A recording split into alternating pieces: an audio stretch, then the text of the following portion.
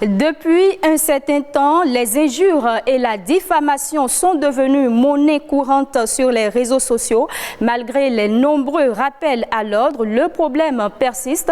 La semaine dernière, on a noté une vague d'arrestations dans le rang des TikTokers béninois. Et pour mieux cerner les contours de ce sujet, nous avons invité pour vous un spécialiste du numérique.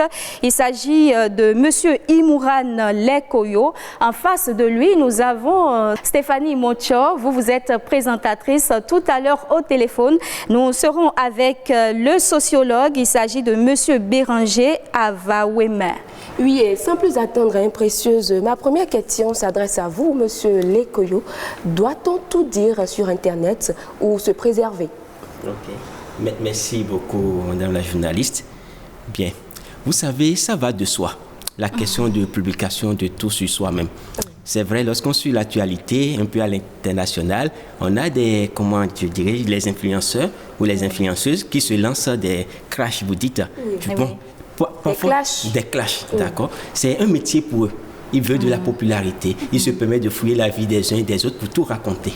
Bon, et n'oublions pas, aujourd'hui on parle de code numérique, des sanctions passives de diffamation.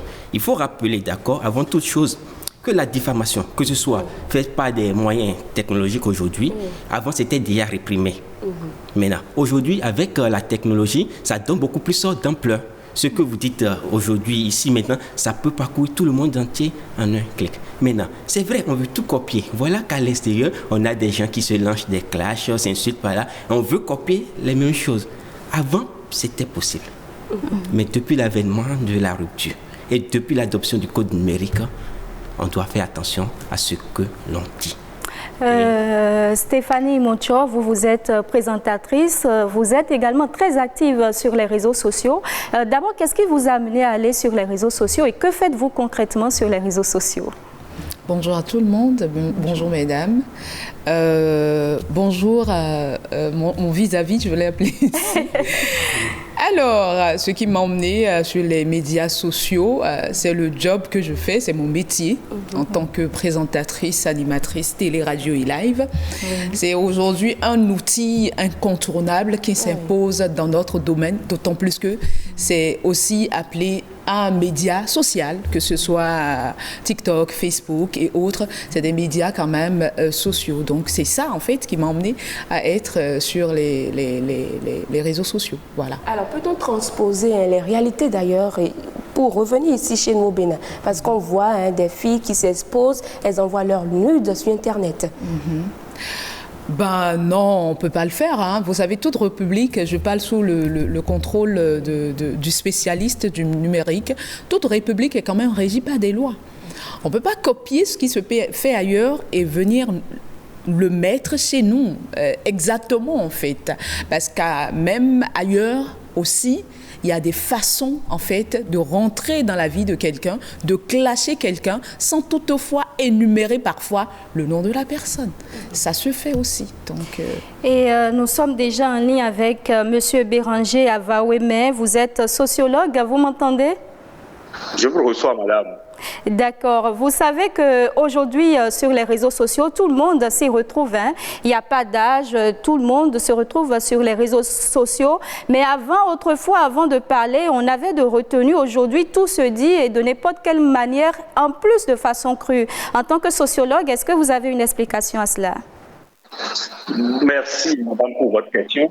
Je salue tout votre plateau, les téléspectateurs, les téléspectatrices. Oui, la question que vous posez, c'est une question tout entière. Quels sont les facteurs explicatifs de ces dérives auxquelles nous assistons? Je peux dire tout simplement que c'est une forme de négociation avec les normes sociales du Bénin et d'Afrique en réalité. Et cette forme de négociation donc peut se passer de manière douce ou bien de manière brutale. Et actuellement, j'ai l'impression, avec une observation un peu pointue de la manière dont les choses se passent, que nous sommes plutôt dans le scénario d'une transformation en douce. Est-ce maintenant une transformation positive ou négative? Je ne saurais faire un jugement de valeur. Mais je constate tout simplement que les références d'hier sont devenues les contre-références et que les fautes de référence aujourd'hui sont célébrées et sont mis donc au sommet, qui sont donc admirés par tout le monde. Et voilà. Donc, pourquoi nous en sommes arrivés là? Bon, forcément, c'est pour dire qu'il y a un certain nombre de réalités qui ont changé. D'abord, la manière dont nous avons été envahis par les nouvelles technologies de l'information, cet outil de production qu'on aurait pu utiliser à bon escient pour nous développer en Afrique, nous sommes en train donc de l'utiliser dans un sens un peu pervers, ce qui fait que nous notons de plus en plus une forme donc de perversité dans le langage, parce que nous voulons vraiment mimer une société, et parce que nous voulons mimer cette société, parce que nous pensons que c'est des sociétés puissantes, industrialisées, c'est des sociétés que nous prenons souvent sur le plan économique comme des modèles, mais tôt, ce modèle est passé de l'autre côté, et que non seulement au-delà donc du plan économique, sur le plan socio-économique, les enfants, ceux qui n'ont pas une maturité de compréhension, ont commencé donc par adopter ces pratiques-là, soi-disant être donc à la mode. Oui. Donc, voilà un ensemble de facteurs qui expliquent ces déviances auxquelles nous assistons. Monsieur Imouran Lekoyo, aujourd'hui on assiste à ce phénomène d'influenceurs, influenceuses. On a les femmes qui se montrent un peu plus, qui osent de jour en jour. Quel regard portez-vous justement sur ce phénomène-là? Aujourd'hui, ce qui motive la plupart à vouloir créer des shorts et publier, c'est paraît-il qu'il y a une rémunération derrière quand tu atteins un certain nombre de followers. D'accord. Elle a dit tout à l'heure, tout ça est encadré. On peut clasher quelqu'un sans révéler son identité. C'est tout le problème, Lorsque vous clashez quelqu'un et quelqu'un ne se sent pas indexé, il ne va pas porter plainte contre vous. Maintenant, votre question. Et au même moment, ils sont à la recherche des vues, on dirait. Oui, exactement. Tout ça, plus vous avez de vues, plus vous augmentez en notoriété, plus peut-être vous pouvez devenir agent de publicité pour des sociétés de la place. Le but, la finalité de tout ça, c'est de gagner de l'argent, mais c'est encadré aujourd'hui, ça doit se faire dans des normes. Mon regard aujourd'hui sur ça, c'est vrai, il y a le développement du numérique, l'évolution technologique, j'appelle ça un couteau à double tranchant. D'accord? Ça, le côté positif, où on peut utiliser ces ressources pour faire de la publicité, pour gagner de l'argent honnêtement. D'autres l'utilisent à de mauvais escients. Et c'est ça, d'accord, que notre code numérique règle, mais les garde-fous nécessaires, mais encadre pour qu'il n'y ait encadre un peu les dérives. Vous savez, avant, il n'y avait pas une loi. Mais aujourd'hui, on dit code du numérique. Donc, c'est compte tenu des problèmes que les législateurs ont constaté qu'ils sont pris à. Il faut faire attention, il faut désormais qu'on encadre cela. Donc, lorsque vous voulez utiliser les ressources numériques aujourd'hui, alors là, vous devez vous poser des questions. Est-ce que ce qui se fait là-bas et que je veux copier ici, appliquer ici, est-ce que c'est autorisé? Si c'est mal fait, je vous en prie. Comme vous l'avez souligné, ces temps-ci, c'est la criette. Et même tout à l'heure, j'ai lu encore que l'OCRC vous interpelle et c'est la criette, d'accord? Donc, on veut gagner de l'argent, oui, mais respectons les dispositions légales de notre pays. Madame Stéphanie Mochoy, au nom du buzz, peut-on s'adonner à de telles pratiques? Impossible. Je reste intransigeante sur la question. On peut pas. Parce que de toute évidence, même se faire du buzz, si vous voulez être influenceur, il y a un cursus que vous pouvez suivre pour ça. On ne se jette pas dans la marmite pour devenir influenceur. Aujourd'hui, il y a des cours que les gens donnent en fait sur le numérique que vous pouvez suivre pour vraiment être un influenceur. Il y en a qui arrivent sur le tas comme ça. Par un hasard, voilà, et deviennent un accident de parcours, deviennent influenceurs. C'est possible. Mais une fois que vous vous avez cette image qui s'impose à vous, il faut travailler cette image-là. Il faut vraiment travailler cette image-là pour ne pas déborder. Et il y a plein de cas, il y en a qui arrivent par le fruit du hasard, mais dès que le buzz ou le clash les désigne en fait, après ils transforment ça ou bien elles transforment ça et ça devient rémunérateur pour eux. Tu ne les verras plus dans les buzz, c'est leur activité qu'elles mettent devant. Donc je crois quand même que c'est des exemples que nous devons suivre. Voilà, parce qu'un influenceur c'est des contenus, un influenceur ne peut pas vivre sans contenu. Mais mettons des contenus responsables. Voilà, responsables, exactement. Monsieur Lekoyo, alors dites-nous, quelles sont les limites à ne pas franchir sur Internet? Ben, on a parlé tout à l'heure de la diffamation, oui. D'accord?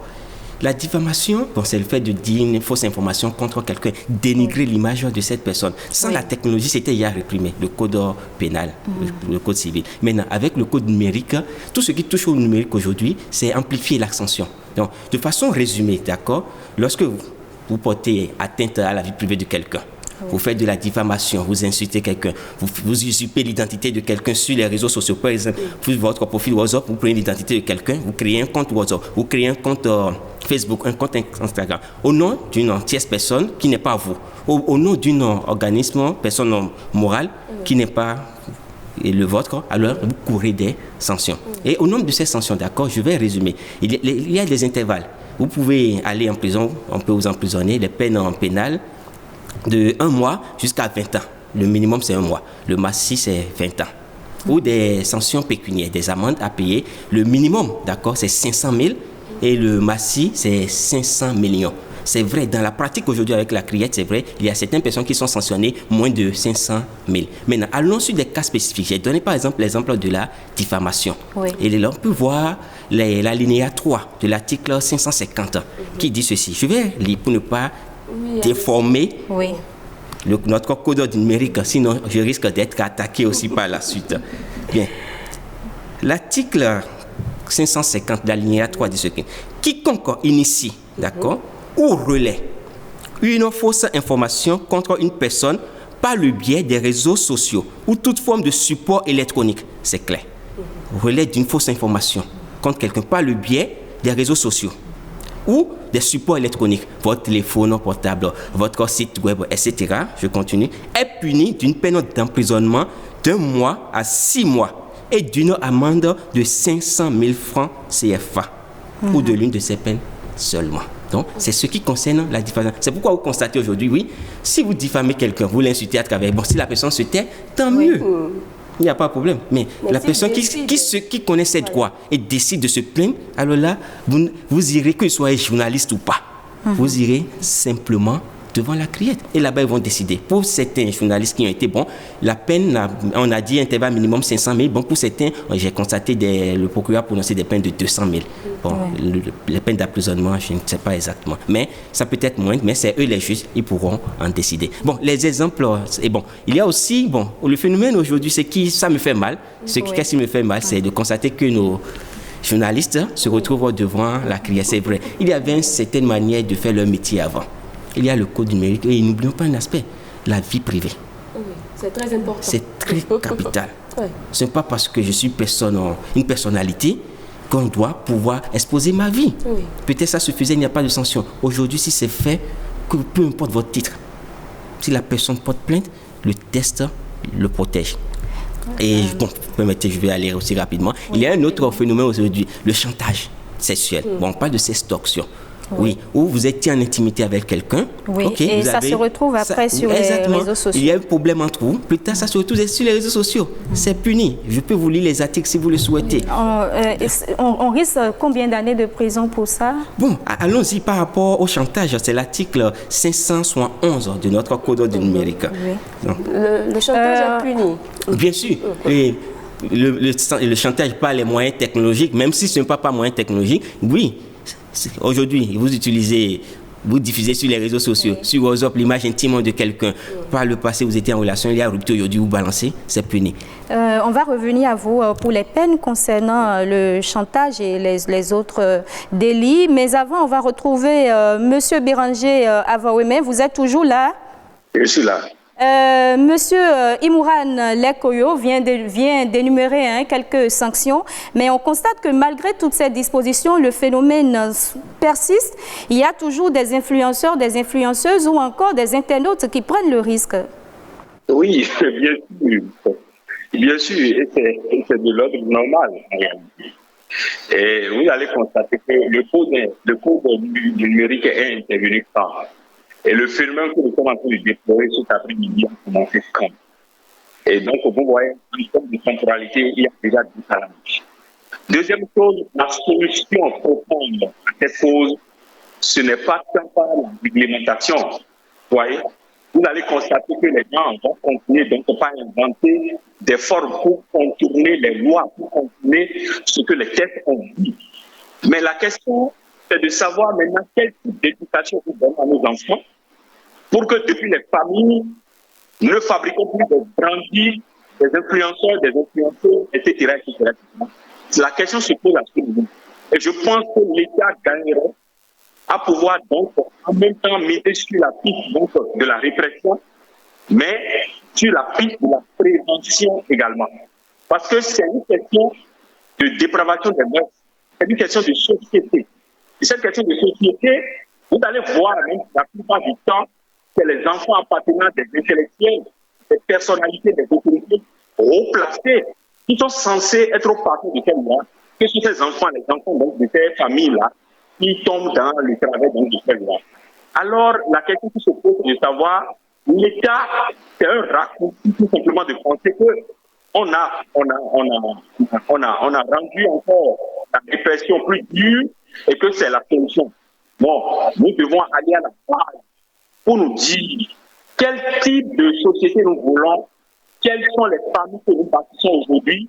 Quand nous parlons d'influenceurs, d'influenceuses, nous parlons de buzz. C'est une culture tout simplement de l'insolite qu'on est en train de développer. Et vous êtes journaliste, vous devez savoir très bien ce qu'on appelle sensationnel. Et à l'école du journalisme, il y a l'exemple énigmatique qu'on donne. C'est-à-dire, pour ce que nous savons, c'est un chien qui mord un homme. Mais quand vous véhiculez cette information, personne ne lira votre journal, bien, personne ne sera préoccupé par votre information. Mais dès lors que vous dites qu'une femme a mordu un chien, est-ce que vous voyez la ruée de personnes vers votre journal? Voilà. Donc nous sommes de plus en plus dans une société sensationnelle. Mais la société n'existe qu'à travers les familles qui sont les unités de base de la société. Alors c'est à ce niveau que chaque parent doit pouvoir jouer le rôle qui est le sien pour dire ce que nous appelons buzz. Qu'est-ce qui devrait être normalement un buzz? Qui devrait être un influenceur? Pour moi, celui qui peut influencer véritablement dans une société, c'est quelqu'un qui a des comportements extraordinaires dans le bien. Par exemple, quand vous prenez Nelson Mandela, pour moi, c'est un influenceur en réalité. Mais quand on me dit une fille qui n'a rien dans la tête, mais parce qu'elle est jolie, parce qu'elle a pu utiliser des artifices pour se faire belle, qu'elle utilise les réseaux sociaux, qu'elle devienne influenceuse, je suis désolé. Elle influence qui? Elle influence tout simplement les hommes vicieux. Donc, c'est le modèle de société-là que nous sommes en train de projeter et nous avons intérêt à pouvoir renégocier pour dire est-ce que nous ne sommes pas en train d'aller dans le mur? Loin de faire la morale à qui que ce soit. Mais c'est une question de dire est-ce que notre société, telle qu'elle évolue, quelle est l'authenticité que nous voulons amener à l'universel? Est-ce que le Bénin le Bénin auquel nous rêvons, un Bénin puissant, est-ce que ce Bénin puissant va rimer avec ces formes de comportement? Et nous allons orienter dans ce pays qu'on appelle le Bénin. Moi, j'ai beaucoup admiré ce qu'on a appelé la Miss Sina. Et cette Miss est fondée sur un modèle où, au lieu de magnifier des femmes silettes et très élancées, etc., et qui ont fait la dépigmentation, cette forme de Miss magnifie les femmes qui ont des fesses authentiquement béninoises. Et donc, nous devons aller vers ces modèles et que nous n'ayons pas honte de pouvoir afficher ce qui est profondément authentique au Bénin. Et au Bénin, l'éducation qui est partagée, vous ne verrez nulle part dans une famille authentiquement béninoise qui croit en la vertu de notre éducation, qu'on enseigne ces choses-là qui se développent dans les réseaux sociaux. Vous gardez la ligne, on va faire un tour rapidement dans la rue pour prendre également l'avis de nos téléspectateurs. Ils sont ici au micro de Rebecca Kouadinou. J'apprécie les réseaux sociaux. Surtout, il y a des fake news, mais par contre, il y a des informations.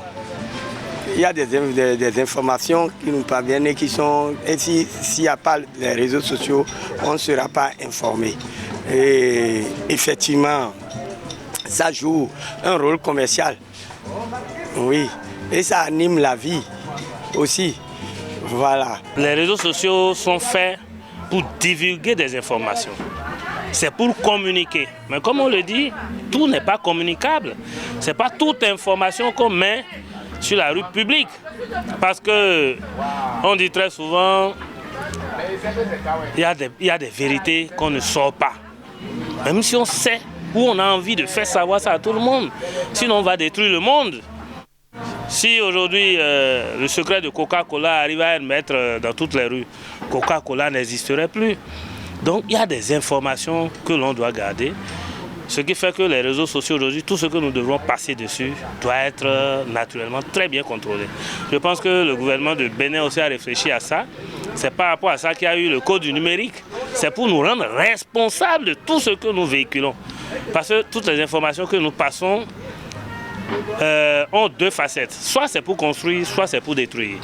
Tant que c'est pour construire, personne ne vous en voudra. Il y a beaucoup de femmes qui ont quitté le foyer à cause des réseaux sociaux. Parce que même mensonge des hommes là, c'est ça qui les a amenés, qui a amené ces femmes à commettre ce qu'elles ne devraient pas faire. Et elles ont quitté leur foyer. Mais il me semble que beaucoup de gens aujourd'hui ont compris l'impact négatif des réseaux sociaux sur notre vie. Et le vrai problème aujourd'hui, ce sont nos enfants qui n'ont pas encore compris, qui sont des enfants qui ne comprennent pas grand-chose. Quel avenir ces réseaux sociaux les réservent, on ne sait pas. Donc le reste là, on laisse tout à Dieu. Si Dieu fait que ton enfant a une bonne éducation, elle pourra s'en sortir. Mais si cet enfant n'a pas reçu une bonne éducation ou si le dehors a trop agi sur lui, on est là pour supporter les conséquences et au moment opportun, on sera là avec eux, peut-être pour les soutenir et pour les faire sortir de cette situation. Tant que c'est communiqué, sans que nous ne mesurions le côté néfaste ou le côté positif, c'est que nous sommes irresponsables et nous devrons être punis pour cela. Donc les réseaux sociaux sont un outil à double tranchant dans notre main, positif comme négatif, mais nous nous invitons à communiquer responsable. Nous venons de suivre donc quelques citoyens qui réagissaient justement à la question du jour, à ces questions liées à Internet. Vous, Monsieur Lekoyo, votre avis sur ce que nous venons d'écouter? Merci. Bon, j'étais pas trop satisfait. Pas de parler des interventions. J'aurais aimé qu'on pose la question aussi à la jeunesse. Pourquoi? Parce que ceux qui ont répondu, c'est des gens conscients qui ont posé le problème. Ils ont pris connaissance de ça. Ils connaissent le côté négatif et le côté positif. Donc, la jeunesse qui aujourd'hui se donne à tout, on aurait aimé quand même qu'on leur pose des questions pour savoir qu'est-ce qu'ils en pensent de ça. Donc, de façon résumée, comme on l'a dit, j'ai dit tout à l'heure que c'est un couteau à double tranchant. Quelqu'un l'a si très bien dit. C'est vrai. Les réseaux sociaux, au début, c'est pour communiquer, partager de l'information, mais ça peut servir à d'autres choses aujourd'hui. Et M. Béranger a dit quelque chose que j'ai très apprécié, la sensibilisation aujourd'hui. Nos enfants, nos descendants. Il y a la dépravation des mœurs. Et j'ai peur. Pourquoi? Parce que si aujourd'hui vous avez des parents qui sont influenceurs, des parents à longueur de journée, c'est eux qui sont des TikTokers, quelle éducation vous voulez que les enfants gardent de ça? Ça devient naturel pour l'enfant qui naît et voit cela. Donc, ce travail de sensibilisation, nous concernons tout un chacun. Madame Stéphanie Monchor, on vous donne la parole, votre réaction? Dans l'élément, ils ont posé en fait le problème auquel tout le monde se confronte aujourd'hui, et du moins les gens conscients. Je vais les appeler comme ça. Mais ce n'est même pas de la faute en fait de cette jeunesse-là. Parce que c'est ce qu'on présente à la jeunesse que la jeunesse achète. Donc, et si la jeunesse, s'il y a en face de la jeunesse que des personnes qui proposent ce genre de contenu, ils sont obligés d'aller dans ce sens-là. Où sont nos bonnes mœurs aujourd'hui? Est-ce qu'on fait assez la vulgarisation de nos bonnes mœurs aujourd'hui sur les médias sociaux, sur TikTok? Quelle stratégie il faut mettre en place pour faire en fait un peu de publicité et à outrance même, si tant est qu'on veut remplacer en fait les mauvaises choses qui se font sur TikTok par nos bonnes mœurs du Bénin, nos valeurs culturelles et culturelles du Bénin, il faut en fait faire cette vulgarisation-là et le maximiser en fait sur les médias sociaux. Voilà, parce que tout dépend du contenu auquel les enfants, les jeunes font face. Alors, quelles sont les mesures à prendre en tant que parents pour éviter que ces enfants ne tombent sur ces vidéos? Je crois qu'il y a des sites qui ne permettent même pas à des enfants d'un certain âge d'aller. Il y a des sites, il y a des barrières, il y a des codes, et l'enfant a le droit, le parent a le droit de regard quand même sur ce que son enfant est en train de voir sur le téléphone. Le parent qui donne un téléphone à son enfant ne doit pas le laisser utiliser le téléphone n'importe comment. Non, on a droit de regard sur ce que... Un enfant demeure un enfant, jusqu'à l'âge de 18 ans au moins, il demeure un enfant, et donc on a le droit de regarder quand même ce qu'il fait avec son téléphone. Et moi, par exemple, chez moi, jusqu'à l'âge de 18 ans, je vais dire 16 ans, à cause de ce qui se passe, j'ai formellement interdit l'utilisation du téléphone au cours de l'année scolaire. Parce que il y a aujourd'hui cette dépendance qu'on n'arrive plus à contrôler chez les jeunes. Oui, et parfois les enfants sont tellement grippés à Internet qu'ils n'ont même pas le temps d'aller manger. D'aller étudier, vous voyez. Et ce qu'on dit souvent, je vais aller faire des recherches. Non, tu vas faire les recherches sur mon ordinateur ou sur ton ordinateur et j'ai le droit de regarder dessus pour voir ce qui se passe. Voilà. Donc, Monsieur Béranger Avaweme, comment faire pour préserver la vie de nos enfants? On a commencé à aborder la question et on a constaté également qu'il y a aujourd'hui malheureusement des enfants qui se donnent la mort juste après des publications suite à des lynchages que ces enfants-là reçoivent. Oui, et effectivement, vous voyez, en fait, nous avons l'obligation en tant que parents de prendre l'entièreté de la mesure de la situation qui se pose. Vous verrez même les enfants à l'école maternelle aujourd'hui qui s'agrippent au portable de leurs parents. Oui, même quand vous expliquez la technologie même du portable. On a mis des artifices dans les portables qui créent de l'addiction. L'écran que vous voyez là, ça crée un effet magnétique sur l'enfant, sur la personne, sur l'homme, sur la femme, sur son utilisateur. Ce qui fait que c'est un peu comme la relation du drogueur, du toxicomane avec le stupéfiant, avec la drogue. Il y a une dépendance, c'est le mot ça, il y a une dépendance qui s'établit. Nous ne devons pas être naïfs de cela. Moi, il n'y a pas longtemps, j'ai discuté avec un Américain, je lui ai dit, mon ami, quel est ton rapport avec le portable? Il dit la nuit, lui, il fait tout pour évacuer le portable de sa chambre à coucher. Le portable reste au salon. Si nous avons plus en Afrique, et particulièrement au Bénin, su gérer notre rapport avec le développement de l'automobile, pourquoi notre rapport avec la téléphonie mobile, ça va nous échapper? Mais j'ai l'impression que nous accusons un peu de retard par rapport aux réponses que nous apportons pour pouvoir bien réguler, pour que la technologie ne vienne pas donc nous handicaper dans notre développement. Et donc, de ce point de vue, nous constatons, comme vous venez le dire, et la solution que je trouve, ce n'est pas une solution miracle. Chaque parent, parce que l'État est en train de faire ce qu'il faut faire, mais l'État ne peut pas mettre un policier devant chaque citoyen. Donc, il nous revient à chaque parent qui se dit responsable. Et à ce niveau également, qu'est-ce qui se passe? Aujourd'hui, nous avons de plus en plus de parents démissionnaires. Nous avons de plus en plus de parents immatures qui entrent en relation, qui font des foyers sans en avoir la capacité nécessaire. Nous avons de plus en plus de parents irresponsables. Et de ce point de vue, le verre dans le fruit. Donc, nous devons revenir donc aux fondamentaux pour dire, quand on dit qu'on est parent, c'est une responsabilité sacrée. Nous avons la charge de pouvoir donner de bons exemples à nos enfants. Et comme l'a dit le grand religieux dans ce pays, dans le monde connu, la meilleure manière d'éduquer un enfant, ce n'est pas tous les jours de lui dire ce qu'il faut faire, ce qu'il faut faire, mais c'est de venir se comporter devant cet enfant-là. Et vous verrez plus tard qu'il va copier bêtement parfois ce que ses parents font. Mais aujourd'hui, nous avons quoi? Nous avons une société de consommation très forte. où déjà à 6 heures, le parent va quitter, à 5 heures, va quitter la maison pour aller chercher de l'argent. Il revient très tard, à 22 heures, à la maison à 23 heures. Et quel temps donc dispose-t-il pour faire le suivi de manière rigoureuse de ce qui concerne l'éducation de son enfant? Donc aujourd'hui, c'est l'accumulation des biens et c'est le modèle que nous projetons. Alors que le modèle dominant il y a de cela quelques années ici, c'est un modèle de vie écologique, c'est un modèle de vie basé sur les valeurs, sur la dignité, etc. Mais aujourd'hui, est-ce que nous sommes toujours à ça?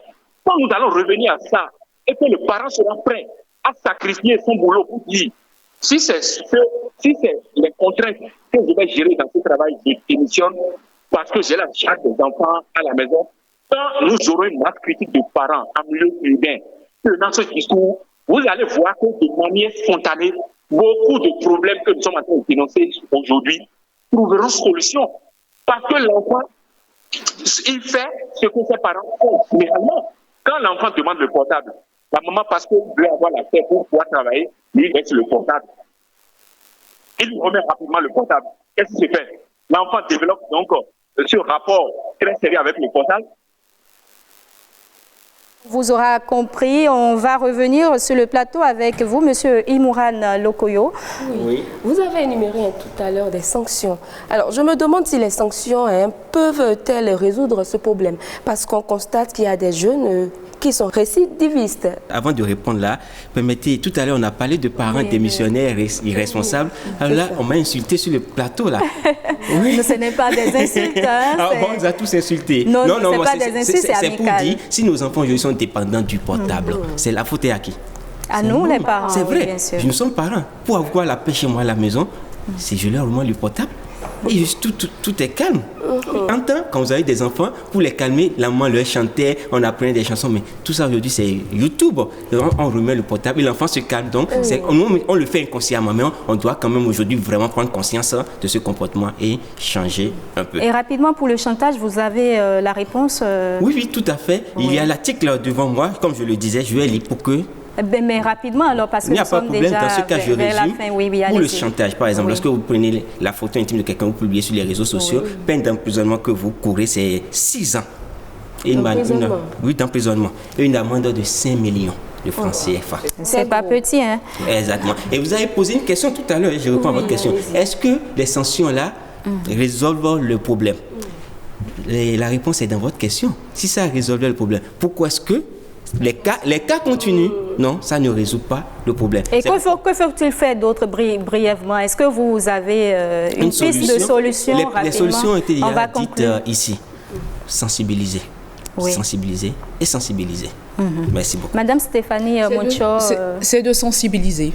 Et avant la répression même, moi j'aurais aimé qu'il y ait cette phase de sensibilisation parce que ce qui se passe en fait sur les médias sociaux, j'appelle le nom de TikTok aujourd'hui, les gens ne comprennent rien que de la loi numérique. Ils ne comprennent rien du tout. Il suffit que vous commenciez à parler, c'est comme si c'est vous qui avez et régit ces lois-là. C'est vous devenez la République du Bénin, c'est vous qui avez régi ces lois-là. Alors que notre République, comme je le dis, est basée sur des lois et strictement on doit les suivre. Ils ne comprennent pas. Donc il y a cette phase de sensibilisation que j'appelle l'OCRC à aller dessus vraiment avant peut-être de poursuivre la répression. Parce qu'une fois de plus, une fois qu'on est conscient maintenant, oui, on a compris et on retombe encore dans ces dérives-là. Ah oui, maintenant on peut mettre la main dessus et donner les vraies sanctions à ces personnes-là. On peut être influenceur sans trop parler. On peut être influenceur sans montrer de vidéos. C'est le cas de Kaby, le Sénégalais, qui vit en Italie. Il ne parle pas. Il n'a jamais dit mot dans ses vidéos. Et pourtant, aujourd'hui, il est cette image du Qatar, il sera l'image du Qatar, je ne dis pas des conneries, lors de la Coupe du Monde. Vous voyez jusqu'où il est allé, mais il n'a jamais placé un seul mot dans ses vidéos. Et il est l'influenceur le plus grand d'Afrique et aujourd'hui du monde. C'est bien sûr, il y a d'autres qui le défoncent, mais la différence est très, très minime. Donc, suivons ces exemples-là. Recommençons avec la propagande de nos valeurs culturelles.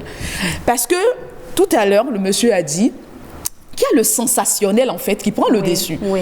Vous voyez ce qui se passe? Le journal, combien de gens regardent le journal? Parce qu'il n'y a pas de sensationnel dedans. Les réseaux sociaux ont pris le pouvoir. Voilà, tant que vous ne mettez pas du sensationnel dans votre contenu, mais personne ne vous regarde en fait.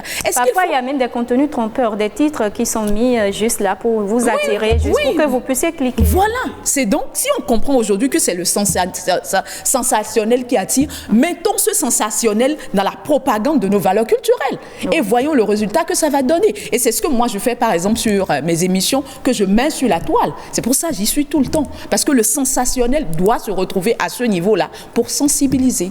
Monsieur Béranger Avaweme, nous sommes déjà à la fin de ce débat. On va vous laisser placer votre dernier mot. Un conseil aux parents, surtout par rapport à leurs enfants. Moi, je pense qu'il n'y a pas de solution miracle, mais il faut réfléchir pour aller au-delà des solutions qui sont proposées aujourd'hui. Et la meilleure solution, c'est d'abord l'exemplarité. La deuxième solution que je trouve, c'est la culture de l'effort. Vous allez constater, quand on parle de ce Sénégalais qui est influenceur, moi, tout ça, c'est beaucoup plus sensible à ça. C'est-à-dire, c'est ça crée des raccourcis, quoi. Et vous voyez, et comme la technologie s'est développée, il a créé donc sa cible. Et donc, on peut créer des choses, tout ça. Avant d'influencer quelqu'un, il faut produire quelque chose, il faut réfléchir, etc. Oui, il réfléchit, mais moi je trouve que c'est un raccourci. Nous devons orienter les jeunes vers d'autres modèles, c'est-à-dire la culture de l'effort. Vous voyez, dans une société béninoise où on n'a pas l'électricité à 100%, comment on peut faire pour faire d'efforts pour pouvoir donc se positionner au plan national, se faire remarquer. Et là, oui, donc encourager la culture de l'effort, l'exemplarité et prévoir également des transitions positives. Le Bénin, nous aimons la critique, nous avons la critique facile. Quand c'est bon, ayez le courage de dire c'est bon, même si c'est votre ennemi. On le dit dans notre langue enfant. À votre vous et pas. Le Béninois, nous ne sommes pas contents. Nous n'avons pas félicité les autres. Donc, Monsieur Béranger Avaweme, on va s'arrêter justement sur votre belle citation. Merci à vous d'être intervenu, d'avoir répondu à nos questions. On vous remercie très sincèrement. OK. À très bientôt. Merci également à vous, chers invités, d'être venus jusqu'à nous, d'avoir fait le déplacement et d'avoir répondu à nos questions. Merci d'avoir traité avec nous donc de ces questions liées à Internet et plus spécifiquement des questions liées aux réseaux sociaux. Comment en faire un bon usage? Jusqu'où a-t-on le droit d'aller? Vous avez répondu à nos questions et justement les téléspectateurs peuvent maintenant faire la part des choses.